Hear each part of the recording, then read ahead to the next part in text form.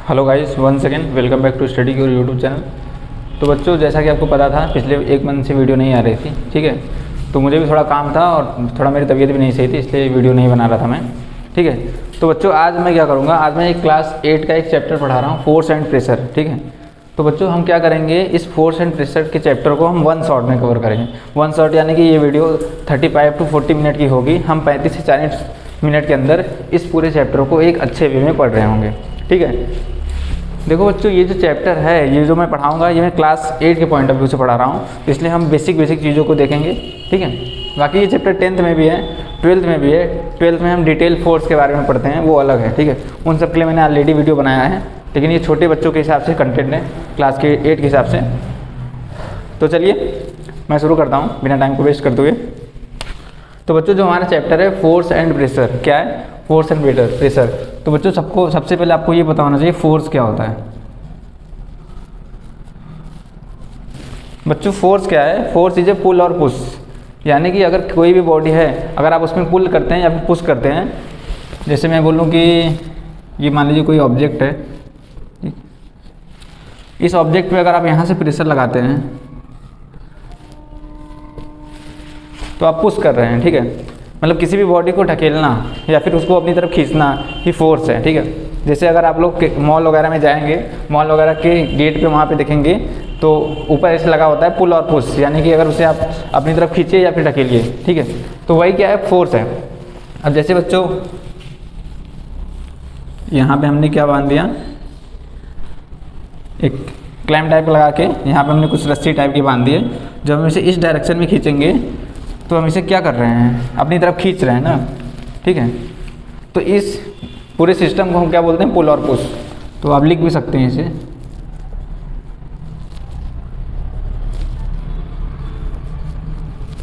Force is pull और push.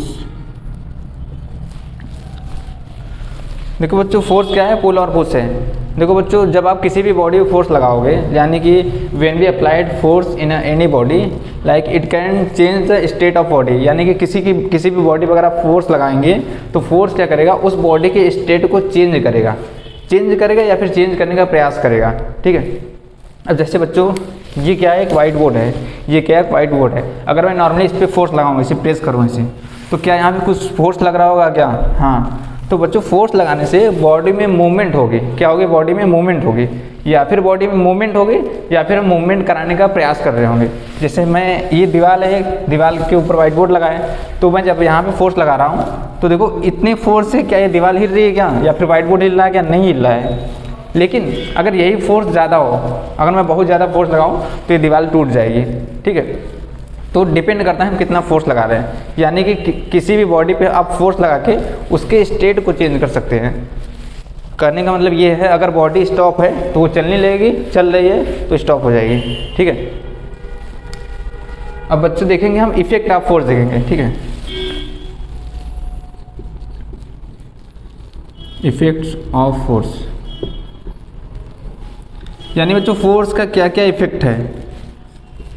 देखो बच्चों, अगर किसी बॉडी पे आप फोर्स लगाओगे तो आप उस बॉडी की डायरेक्शन को भी चेंज कर सकते हो, ठीक है। जैसे मान लो अगर कोई बॉल इधर से चल के इस साइड आ रही है, ऐसे ये कोई बॉल है इधर से चल के ऐसे जा रही है, तो आप इधर से अगर बॉल के ऊपर पुश कर देंगे, ऐसे इस साइड से कोई फोर्स लगा देंगे तो बॉल की डायरेक्शन चेंज हो जाएगी, ठीक है।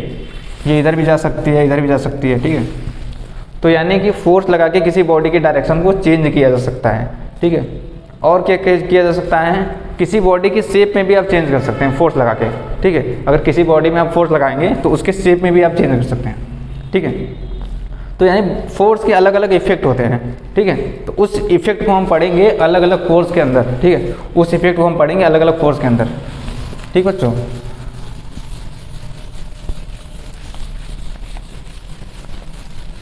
अब देखो बच्चों, हम क्या देखते हैं, फोर्स के टाइप देखते हैं, ठीक है। फोर्स के टाइप देखते हैं। देखो बच्चों, मेनली जो फोर्स होता है ना, वो दो टाइप का होता है। जो फोर्स होता है वो दो टाइप का होता है। फर्स्ट जो होता है वो कांटेक्ट फोर्स, और जो सेकंड होता है वो नॉन कांटेक्ट फोर्स।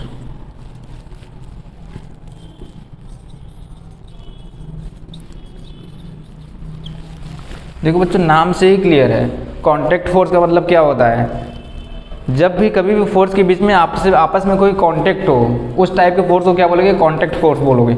जब कभी भी फोर्स के बीच में कोई कांटेक्ट ना हो वो कैसा फोर्स हो जाएगा, नॉन कांटेक्ट फोर्स हो जाएगा।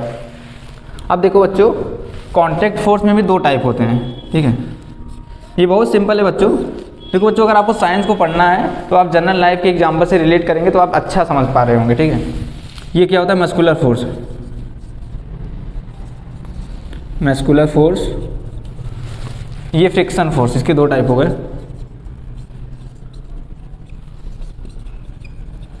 अब बच्चों नॉन कांटेक्ट फोर्स के क्या होते हैं, इसके 3 टाइप होते हैं, ठीक है।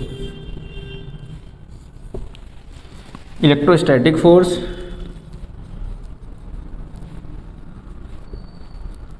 इलेक्ट्रोस्टैटिक फोर्स, मैग्नेटिक फोर्स,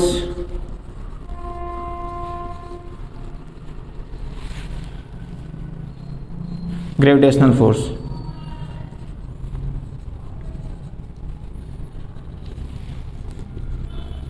अब देखो बच्चों हम एक एक फोर्स को ध्यान से समझेंगे, ठीक है। तो बच्चों क्लास 8 की स्टैंडर्ड से आप देखेंगे तो आपको यहाँ पे इन सारे फोर्स का केवल बेसिक आइडिया लेना है, लेकिन जब आप 11th-12th में जाएंगे तो इन सब फोर्स को आप डिटेल में एक्सप्लेन में पढ़ेंगे, ठीक है। अब बच्चों मस्कुलर फोर्स क्या होता है, जैसे मस्कुलर फोर्स वे फोर्स होते हैं जहाँ पे हमारी मसल्स वर्क करें, जहाँ पे मेरी मसल्स वर्क करें। जैसे बच्चों मैं इस मार्कर से लिख रहा हूँ क्या, तो मेरे हाथ की मसल्स यहाँ पे काम कर रही हैं, ठीक है। जैसे कि अगर कोई भी बॉय है या फिर कोई भी स्टूडेंट है वो फुटबॉल खेल रहा है, क्या खेल रहा है, फुटबॉल खेल रहा है। जब वो फुटबॉल खेलता है तो फुटबॉल को अपने पैर से किक मारता है, क्या, जो किक मारेगा तो उसकी मसल्स काम करेंगे। तो यानी मस्कुलर फोर्स वो फोर्सेस होते हैं जहाँ पे हमारी क्या करें, मसल्स काम करें, जहाँ पे हमारी क्या करें, मसल्स काम करें, वो कैसा फोर्स हो जाएगा, मस्कुलर फोर्स हो जाएगा। अब बच्चों फ्रिक्शन फोर्स क्या होता है, देखो फ्रिक्शन फोर्स क्या है, फ्रिक्शन फोर्स एक अपोजिशन फोर्स है, यानी ये क्या करता है, ये ऑब्जेक्ट को अपोज करता है, ये ऑब्जेक्ट को क्या करता है, अपोज करता है। यानी कि जैसे हम लोग नॉर्मली ग्राउंड पे चलते हैं, क्या हम लोग पृथ्वी पे चलते हैं, ठीक है, क्योंकि वहाँ पे फ्रिक्शन है, थोड़ा बहुत फ्रिक्शन, इसलिए हम चल पा रहे हैं। तो जैसे ये बताइए, जैसे हमारा क्या अर्थ सरफेस है, क्या अर्थ सरफेस है, अगर इस अर्थ सरफेस पे बच्चों हम कोई बॉल को ऐसे ही बॉल लेके कोई ऐसे अर्थ सरफेस पे ऐसे फेंक दे रहे हैं थोड़ी देर तक, तो फेंकने के बाद क्या होगा बच्चों, बॉल ऐसे ऐसे जाएगी, क्या ये कुछ दूर जाने के बाद रुक जाएगी क्या, हाँ, जो बॉल यहाँ पहुँचेगी तो ये रुक जाएगी, ठीक है। ऐसा बच्चों क्यों हुआ, बॉल क्यों रुकी, due to friction force, due to friction force. अगर बच्चों फ्रिक्शन ना होता तो बॉल चलती रहती। तो फ्रिक्शन फोर्स मेनली क्या है, ये अपोज करता है, ये क्या करता है, अपोज करता है, ठीक है। आपको पता है जो चिकने सरफेस होते हैं, जो प्लेन सरफेस होते हैं, उसमें फ्रिक्शन की वैल्यू कम होती है, ठीक है। जो खुरदुरे सरफेस होते हैं, जो प्लेन सरफेस नहीं होते, उसमें फ्रिक्शन की वैल्यू ज़्यादा होती है। जैसे ये क्या है, एक वाइट बोर्ड है, तो यहाँ पे फ्रिक्शन कम है। जैसे मैं क्या करूँ, इस पर आसानी से ऐसे लिख पा रहा हूँ, अगर मैं मार्कर को ऐसे छोड़ूँ तो ये तुरंत ऐसे नीचे आ रहा है, ये तो ग्रेविटी की वजह से नीचे आ रहा है वैसे यहाँ पे, लेकिन फिर भी यहाँ पे फ्रिक्शन की वैल्यू कम है क्योंकि ये क्या है, चिकना सरफेस है। अगर यही आप दीवार के रिस्पेक्ट में इसका कंपेयर करें, ये हमारा वाइट बोर्ड है, ये हमारी दीवार है, ठीक है। तो इन दोनों में किसका फ्रिक्शन कम है, किसका ज़्यादा है, तो हम ये देख रहे होंगे कि जो हमारा वाइट बोर्ड है ये प्लेन सरफेस है, तो इसमें क्या है, फ्रिक्शन की वैल्यू लेस है, यहाँ पे फ्रिक्शन की वैल्यू कम है। लेकिन अगर ये दीवार की बात करोगे बच्चों आप, तो दीवार का फ्रिक्शन इसके रिस्पेक्ट में ज़्यादा है, समझे, ये ज़्यादा अपोज करेगा, ठीक है, क्योंकि ये थोड़ा क्या है, खुरदुरा सरफेस है, समझ गए, ये प्लेन नहीं है इसके रिस्पेक्ट। तो कोई पूछे फ्रिक्शन फोर्स क्या है, तो फ्रिक्शन इज अपोजिशन फोर्स, ये क्या करता है, अपोज करता है, ठीक है। मूवमेंट का अपोज, किसका अपोज, मूवमेंट का अपोज, ठीक है। आप बड़ी क्लासों में जाएंगे तो फ्रिक्शन को भी डिटेल में पढ़ रहे होंगे, ठीक है। लिक्विड में भी फ्रिक्शन वर्क करता है, ठीक है, लेकिन वो फिनोमेना अलग है, उसे हम विस्कोसिटी बोल देते हैं, ठीक है, वहाँ पर विस्कोसिटी का कॉन्सेप्ट आ जाता है।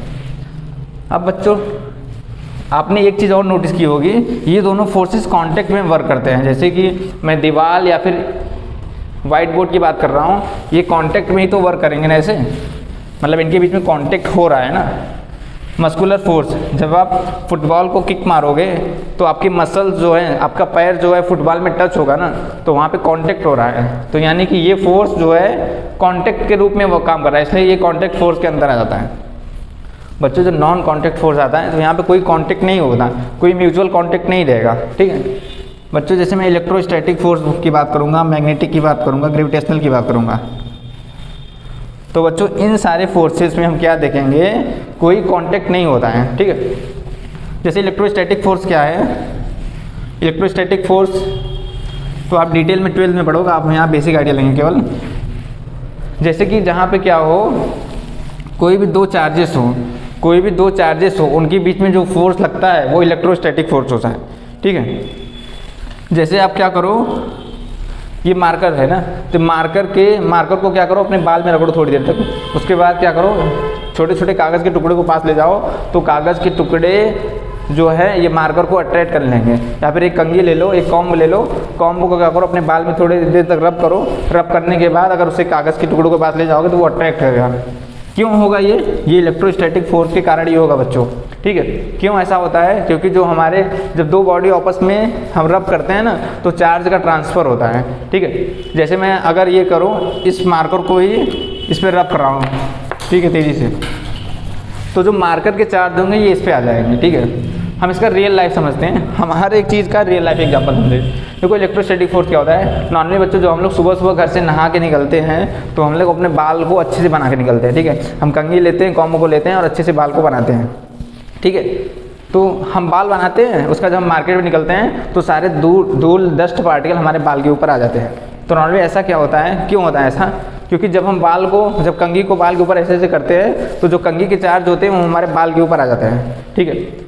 और जब हम मार्केट में निकलते हैं तो हमारा जो हेयर, हमारे यानी बाल होते हैं, वो चार्ज बॉडी हो जाता है, वो क्या होता है, चार्ज हो जाता है। तो जब मार्केट में निकलोगे तो डस्ट पार्टिकल न्यूट्रल है, तो वो न्यूट्रल पार्टिकल हमारे बाल पे आके इकट्ठा हो जाएगा ऐसे पूरा, ठीक है।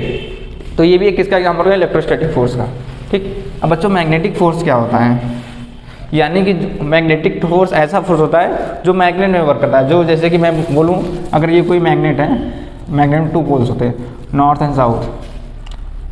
एंड साउथ, ठीक, समझे। तो ये साउथ जो पोल है ये एक दूसरे को रिपेल करेंगे, यानी जो लाइक पोल्स हैं वो एक दूसरे को रिपेल करेंगे, और जो अनलाइक पोल्स हैं वो एक दूसरे को अट्रैक्ट करेंगे। यानी जो सेम पोल हैं वो क्या करेंगे, एक दूसरे को दूर ढकेल रहे होंगे, और जो अपोजिट पोल है वो एक दूसरे को अट्रैक्ट कर लेंगे। जैसे मैं बोलूँ ये नॉर्थ और साउथ हैं, नॉर्थ एंड साउथ, और इधर फिर क्या आ गया, नॉर्थ एंड साउथ। तो बच्चों क्या ये डिफरेंट पोल है क्या, हाँ ये साउथ एंड नॉर्थ, तो ये आपस में चिपक जाएंगे, ठीक है। लेकिन अगर यही बात करें, इसको इसके पास ले जाओगे ना तो ये दूर जाएगा अपने आप। अरे बचपन में आपने मैग्नेट से बहुत खेला होगा, ठीक है। कभी भी अगर ये नॉर्थ साउथ, ये साउथ नॉर्थ है, ये नॉर्थ साउथ है, अगर इसके पास ले जाओगे तो ये साउथ साउथ पोल हो जा रहा है ना, तो अगर इसके पास इसको आप ले जाओगे ना ऐसे, तो ये वाला मैग्नेट दूर भागेगा इस साइड, ठीक है। तो ये क्या है, मैग्नेटिक फोर्स है। बच्चों ग्रेविटेशनल फोर्स क्या है, देखो बच्चों ग्रेविटेशनल फोर्स ऐसा फोर्स है, जैसे ये हमारी अर्थ का फोर्स है, ठीक है। हमारी जो अर्थ है सभी ऑब्जेक्ट को अपनी तरफ अट्रैक्ट करती है। जैसे ये मार्कर अगर मैं हवा से छोड़ूँ तो ये नीचे आ रहा है क्या, ये नीचे जा रहा है, क्यों आ रहा है, ड्यू टू ग्रेविटी, ठीक है। तो यानी जो अर्थ है, अर्थ एक मतलब अर्थ क्या करता है, सभी पार्टिकल को अपनी तरफ अट्रैक्ट करता है ड्यू टू ग्रेविटेशनल फोर्स, ठीक है। अब देखो बच्चों, जो ये जो सारे फोर्स है ना, ये हम डिटेल में पढ़ेंगे कब, 11th-12th में, ठीक है। Electrostatic force, magnetic force, gravitational force, यहाँ पे आपको क्लास 8 में केवल बेसिक आइडिया लेना है, ठीक है। फिर भी मैं आपको थोड़ा बहुत इन सब का आइडिया दे रहा हूँ ताकि आप रिलेट कर पाओ, ठीक है। वैसे आप 12th में पढ़ोगे, आपकी बुक में नहीं दिया होगा। अब मैं जो कॉन्सेप्ट आपको बताऊँगा ये आपके लिए एक्स्ट्रा होगा, ठीक है। देखो बच्चों इलेक्ट्रोस्टैटिक फोर्स क्या होता है, ये फोर्स दो चार्ज बॉडी के बीच लगता है। अगर कोई चार्ज बॉडी Q1 है और दूसरी Q2 है, ठीक है, इनके बीच की डिस्टेंस R है, तो जब कभी भी दो चार्ज के बॉडी के बीच में कोई फोर्स लगे उसे F बोलते हैं। F इक्वल टू क्या हो जाता है, F directly proportional to Q1 Q2 by R², ठीक है। इस फोर्स के बारे में कूलाम नाम के साइंटिस्ट ने बताया था, ठीक है। इलेक्ट्रोस्टैटिक फोर्स हो जाता है ये। मैग्नेटिक फोर्स, इसका ये भी फोर्स पढ़ेंगे आप लोग 12th में। और ग्रेविटेशनल फोर्स क्या होता है, F proportional m1 m2 by R², ठीक है। अब देखो बच्चों यहाँ पे हम Q1 Q2 लेते हैं, यहाँ पे m1 m2 लेते हैं, ठीक है। यानी कि जो ग्रेविटेशनल फोर्स है वो दो मास बॉडी यानी दो बॉडी के बीच में लगता है। अगर कोई बॉडी m1 है और दूसरी बॉडी क्या है m2 है, तो इनके बीच में जो फोर्स लगेगा वो कैसा फोर्स होगा, ग्रेविटेशनल फोर्स होगा। वो कैसा फोर्स होगा, ग्रेविटेशनल फोर्स होगा, समझे। अब देखो नॉर्मली कोई भी ऑब्जेक्ट होगा उसे अर्थ हमारी तरफ अट्रैक्ट करती है। जैसे मान लो ये हमारा, अगर ये अर्थ सरफेस है, ये अर्थ सरफेस है, राइट। हम किसी ऑब्जेक्ट को ऊपर से छोड़ेंगे तो वो अर्थ सरफेस नीचे ही तो आता है ना, ठीक है।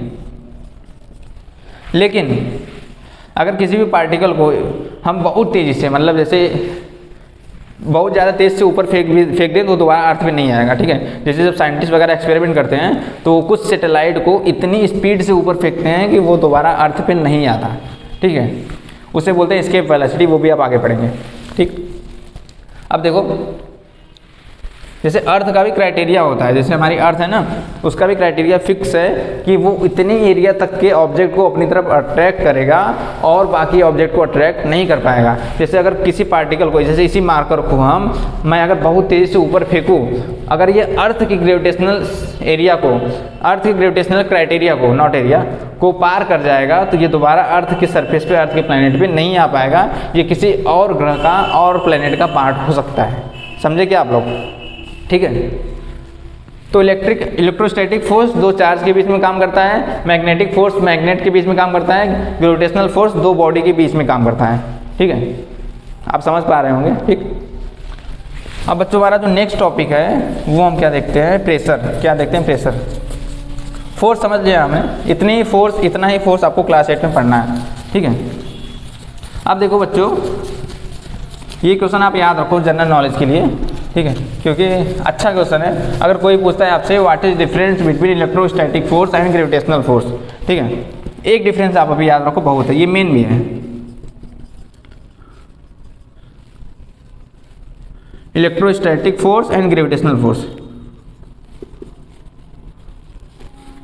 कोई पूछे बच्चों आपसे कि इनके बीच में डिफरेंस क्या है, तो आप क्या बताओगे बच्चों, आप ये बताओ, क्या ग्रेविटेशनल फोर्स हमेशा ऑब्जेक्ट को अट्रैक्ट करेगा? हाँ, जैसे ये मार्कर को मैं यहाँ ऊपर से नीचे छोड़ूंगा तो ये हमेशा नीचे ही आएगा, 100% चांस है, ठीक है। तो ग्रेविटेशनल फोर्स जो होगा ये हमेशा अट्रैक्टिव नेचर का होगा। कैसा होगा?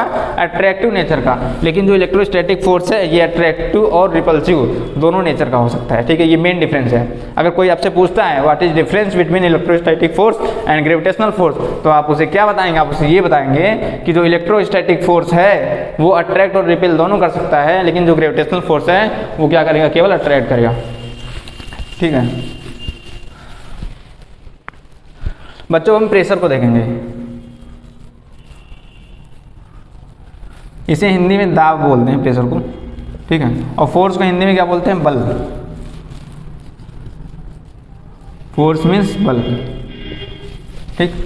बच्चों प्रेशर क्या होता है? देखो प्रेशर को पास्कल नाम के साइंटिस्ट ने सबसे पहले डिफाइन किया था। Pressure equals to force upon area होता है। क्या होता है? Pressure equals to force upon area, यानी किसी बॉडी में पर यूनिट एरिया में जो लगने वाला फोर्स होता है वही क्या होता है? प्रेशर होता है, ठीक है। पर यूनिट एरिया में लगने वाला जो फोर्स होता है वही प्रेशर होता है, ठीक है। अब बच्चों इस चीज़ को हम समझते हैं, यानी कि ये तो आपने समझ लिया पहले कि जो पर यूनिट एरिया में फोर्स लगेगा वही क्या होगा? प्रेशर होगा। अब देखते हैं प्रेशर डिपेंड किस पे करता है, ठीक है। क्या प्रेशर एरिया पे डिपेंड कर रहा है? हाँ बच्चों, प्रेशर एरिया पे डिपेंड कर रहा है, ठीक है। अब देखो ये कैसे डिपेंड होता है एरिया पे, यानी अगर आप एरिया को डिक्रीज करोगे तो प्रेशर इंक्रीज हो जाएगा। अगर एरिया को क्या करोगे? डिक्रीज करोगे तो जो प्रेशर है, pressure will be increase, pressure increase हो जाएगा। देखो बच्चों कैसा होगा ये कैसे होता है? आप देखो मैंने बोला है ना, साइंस जब भी समझनी है आपको तो आप उसे जनरल लाइफ में देखो तो आप अच्छे समझ पाओगे। जैसे मैं बोलूँ बच्चों क्या है ये पाइप है, पाइप में पानी फ्लो होता है क्या? आप अपने घरों में भी फ्लावर्स को पानी देते होंगे, ठीक है। तो नॉर्मली अगर आप पानी देते हैं, अगर पाइप के जो इसका पाइप का आउटलेट है जहाँ से पानी निकलता है, अगर आप इसे दबाएंगे तो क्या पानी की स्पीड बढ़ जाएगी क्या? हाँ, जैसे अगर ये है, अगर इसका एरिया आप कम कर दें, ऐसे छोटा कर दें, पहले अगर पानी यहाँ गिर रहा है तो पानी यहाँ गिरेगा दूर पे, ठीक। यानी हमने एक चीज़ देखी क्या यहाँ पे, अगर आप पाइप के मुंह को दबा रहे हैं, उसके आउटलेट को दबा रहे हैं, तो क्या हो रहा है? एरिया कम हो रहा है क्या? हाँ, अगर पहले पाइप इतना मोटा था, अगर आपने इसे दबा दिया तो इतना पतला नहीं हो गया, आपने एरिया को कम कर दिया। और जब आप एरिया को कम करें तो प्रेशर क्या हो गया? इंक्रीज हो गया, ठीक है। तो हमको एक बात पता चली, क्या बात पता चली बच्चों? कि जब कभी भी एरिया को हम डिक्रीज करेंगे तो प्रेशर क्या हो जाएगा? इंक्रीज हो जाएगा, ठीक है। और इसका अलग अलग एग्जांपल है। जो चाकू होती है, ठीक है, घर में जिससे हम सब्जी काटते हैं, वो साफ बनाई जाती है, ठीक है, आगे का उसका पोर्शन साफ होता है। ये इसलिए बनाई जाती है ताकि वो अच्छे से कट कर सके, ठीक है, सब्जियों को अच्छे से कट कर सके। और नॉर्मली जो हम कंधे पे बैग लेके चलते हैं, जो उसकी स्ट्रिप होती है ये, ठीक है, वो चौड़ी बनाई जाती है, ठीक। जैसे आप स्कूल बैग आप लेके जाते होंगे या फिर ऑफिस बैग कहीं भी लेके जाते होंगे, ट्रैवल करते होंगे, तो जो बैग की जो स्ट्रिप होती है ये चौड़ी बनाई जाती है। अगर यही पतली बनाई जाए जो इस पर रखते हैं तो हमारे कंधे दर्द करने लगेंगे। क्या करने लगेंगे? दर्द। जैसे ये मान लीजिए बैग की स्ट्रिप ऐसे इतनी मोटी रहती है, ठीक है, लेकिन अगर ये मोटी ना होकर एक पतली रस्सी की तरह रहे तो क्या हमारे कंधे दर्द करेंगे? हाँ, दर्द करेंगे। क्यों? क्योंकि एरिया कम हो जाएगा, ठीक है, क्योंकि ये यहाँ पे क्या था, इसका एरिया ज़्यादा था। अब यही स्ट्रिप अगर एक पतले धागे की बनाई जाए यहाँ पे तो ये हमारे कंधे में चिपकेगा पूरा, ये पूरा दोनों हमारे शोल्डर्स दर्द करेंगे, उनमें पेन होगा, ठीक है। तो यानी कि एरिया को डिक्रीज़ करके प्रेशर को आप बढ़ा सकते हैं। इस चीज़ को आपने अपने लाइफ में भी देखा होगा अलग अलग जगह, ठीक है। अब देखो बच्चों, नेक्स्ट टॉपिक को देखो। एटमॉस्फेरिक प्रेशर क्या होता है बच्चों? एटमॉस्फेरिक प्रेशर को आप समझिए ध्यान से। जैसे बच्चों ये हमारी, अगर ये हमारा अर्थ सरफेस है, ठीक है, तो अर्थ सरफेस में पूरा जैसे कि ये ऊपर से पूरा यहाँ से यहाँ तक प्रेशर रहता है, पूरा एटमॉस्फेयर का प्रेशर रहता है। पहले अगर आपसे कोई पूछे एटमॉस्फेरिक प्रेशर क्या होता है तो आप क्या बताओगे?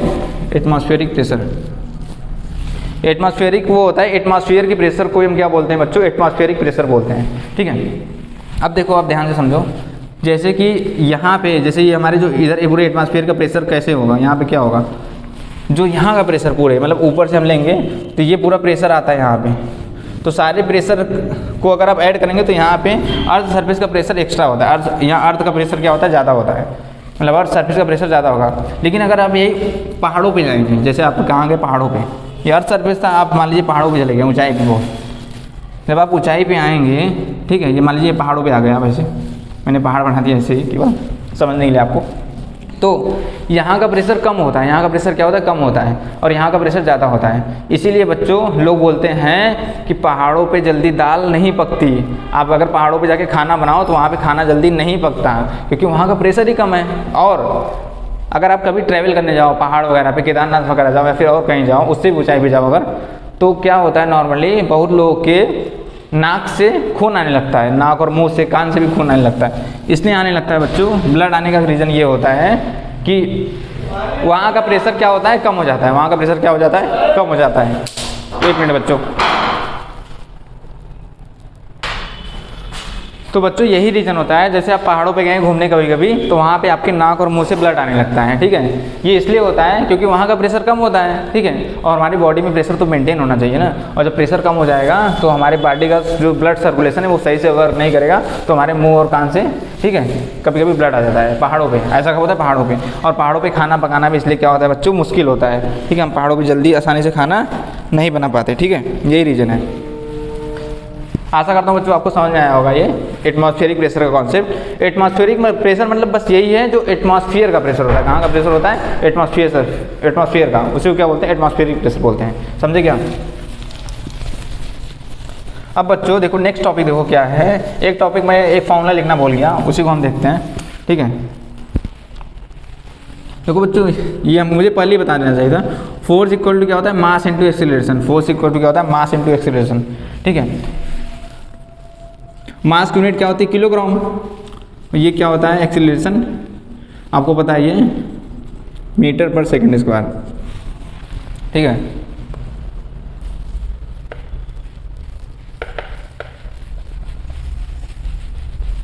अब देखो बच्चों, देखो एक्सीलरेशन क्या होता है बच्चों? एक्सीलरेशन का मतलब होता है v minus you divide by T, ठीक है, v minus you divide by T. अब देखो बच्चों ये है क्या, इसका मतलब आप लोग समझ लीजिए।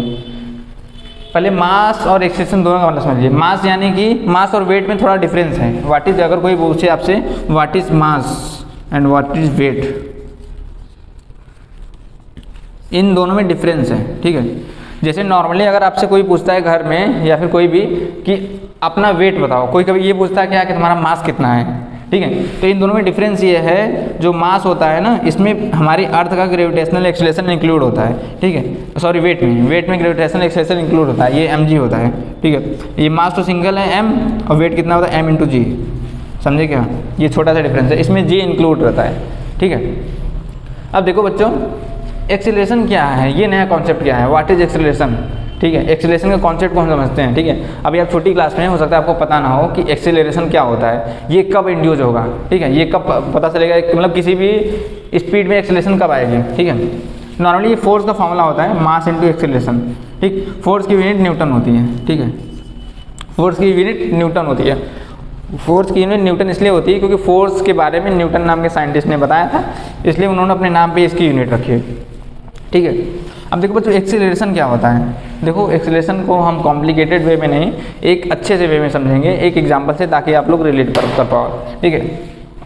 जैसे मैं बोलूँ कि ये कोई लड़का है, ठीक है, आपको पता है ये ड्राइंग तो मेरी बहुत ज़्यादा ही अच्छी है, ठीक है, तो इसलिए इसी से काम चलाइए, ठीक। ये कोई लड़का है, इसका नाम ए है, इसका नेम क्या है, ए है। ये स्कूल जा रहा है, ये कहाँ जा रहा है, स्कूल जा रहा है। स्कूल किससे जाता है, ये अपने साइकिल से जाता है। किससे जाता है, साइकिल से। अगर ये साइकिल से स्कूल जाता है, यहाँ पे इसका स्कूल है ये, ठीक है, ठीक, ये इसका स्कूल है।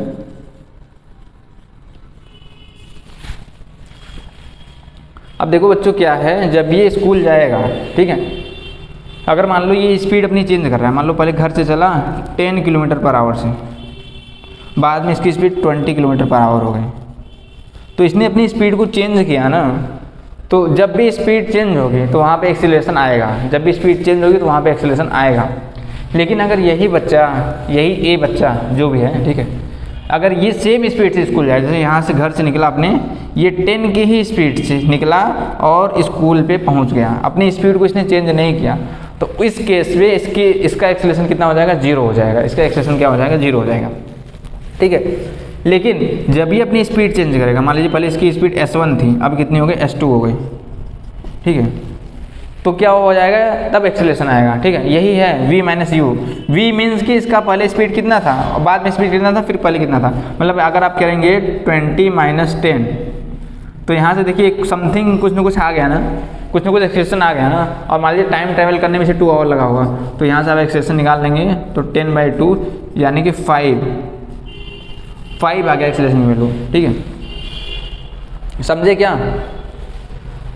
तो इस टाइप से हम एक्सेलरेशन निकालते हैं। लेकिन बच्चों अगर इसी केस में, इस केस में आप एक्सेलरेशन निकालेंगे तो यहाँ पे क्या 10 माइनस 10 हो जाएगा क्या, क्योंकि इसकी स्पीड ही नहीं चेंज हुई ना, बेचारा निकला सेम स्पीड से, उसी स्पीड से स्कूल पहुँच गया, समझ गए क्या। ये 10 से निकला, 10 पे ही स्कूल पहुँच गया, लेकिन इसकी स्पीड चेंज हुई है ना, 10 से 20 हुई है, इसलिए इसके केस में क्या आ जाएगा, समथिंग एक्सेलरेशन आएगा, कुछ एक्सेलरेशन आएगा, ठीक है। तो समझ, आशा करता हूँ आपको एक्सेलरेशन का भी कॉन्सेप्ट क्लियर हो गया होगा। और force equal to mass into acceleration, ये छोटा सा फॉर्मूला है, ठीक है। इस पे कभी कभी आपको न्यूमेरिकली पूछ सकता है, फोर्स गिवन रहेगा, मास गिवन रहेगा, एक्सेलरेशन पूछ देगा, कभी कभी आपको एक्सेलरेशन और मास दे के फोर्स पूछ सकता है, ठीक है। तो सिंपल आप मल्टीप्लाई करके निकाल सकते हैं और डिवाइड करके निकाल सकते हैं, ठीक है। आशा करता हूँ बच्चों ये चैप्टर आपको समझ में आया होगा, ठीक है। यहाँ पे आपको केवल इंट्रोडक्शन ही लेना है छोटी छोटी चीज़ों का, फोर्स एंड प्रेशर, ठीक है। मैं एक बार कंटेंट को समराइज कर देता हूँ सबको, ठीक है। फोर्स इज पुल और पुश, आपको बताइए फोर्स पुल और पुश होता है, ठीक है। फोर्स 2 टाइप के होते हैं, ठीक है, contact force and non contact force, ठीक। अब देखो बच्चों कॉन्टैक्ट फोर्स में 2 फोर्स होते हैं, muscular force and friction force. Contact force में 2 फोर्स होते हैं, muscular force and friction force. Muscular force भी होते हैं जिसमें हमारी मसल वर्क करती हैं, ठीक है। फ्रिक्शन फोर्स जो होता है वो अपोज करता है किसी भी ऑब्जेक्ट को, वो इसलिए उसे अपोजिशन फोर्स बोलते हैं, ठीक है। और नॉन कॉन्टैक्ट फोर्स बच्चों 3 टाइप के होते हैं, ग्रेविटेशनल फोर्स होते हैं, इलेक्ट्रोस्टैटिक फोर्स होते हैं, मैग्नेटिक फोर्स होते हैं। ग्रेविटेशनल फोर्स वो होता है जिसमें अर्थ की हमारी ग्रेविटी काम करती है और ये हमारी 2 मास के बीच में यानी 2 ऑब्जेक्ट के बीच में वर्क करता है, ठीक है। इलेक्ट्रोस्टैटिक फोर्स 2 चार्ज के बीच में वर्क करता है, ठीक है, Q1 Q2 2 कोई चार्ज होते हैं वहाँ पे, उसके बीच में वर्क करता है। मैग्नेटिक फोर्स, जो मैग्नेट का जो फोर्स होता है उसी को हम मैग्नेटिक फोर्स कह सकते हैं, ठीक है। और एक बात और याद रखो बच्चों, आप कोई आपसे पूछे what is difference between electrostatic force and gravitational force, तो आप वहाँ पे बच्चों ये लाइन बोलोगे कि इलेक्ट्रोस्टैटिक फोर्स क्या कर सकता है, अट्रैक्ट और रिपेल दोनों कर सकता है, लेकिन जो ग्रेविटेशनल फोर्स है वो केवल अट्रैक्ट करेगा बॉडी को। समझ पा रहे होंगे आप, ठीक है। तो आशा करता हूँ बच्चों आपको आज का कॉन्सेप्ट समझ में आया होगा, ठीक है। ये छोटा सा चैप्टर था। देखो बच्चों क्या करो, जब भी कोई टीचर पढ़ाए एक बार आप अपनी बुक को रीड करो, तो आपके कॉन्सेप्ट पे बहुत अच्छी पकड़ बनेगी, ठीक है। टीचर आपको केवल गाइड कर सकता है, ठीक है। जैसे मैंने सारी चीज़ों को पढ़ाया, तो आप कोई भी बुक पढ़ रहे हो, NCERT पढ़ रहे हो, ठीक है, मतलब कोई भी बुक पढ़ो, कोई भी स्टैंडर्ड बुक लिए हो, अपने स्कूल की बुक पढ़ रहे हो, वैसे NCERT सबसे बेस्ट है, इस टाइम में NCERT सबसे बेस्ट है, ठीक है। अगर आप NCERT पढ़ रहे हो तो उससे अच्छा कुछ नहीं है। तो अगर आप एनसीईआरटी को पढ़ोगे तो वहाँ पे आपको फिगर भी मिलेंगे, एक एक चीज़ डिटेल में समझाई गई होगी। ठीक है, बाकी अगर आपका कोई डाउट हो तो कमेंट बॉक्स में जरूर पिन करना। ठीक है, तो बच्चों आज के लिए इतना ही, थैंक यू।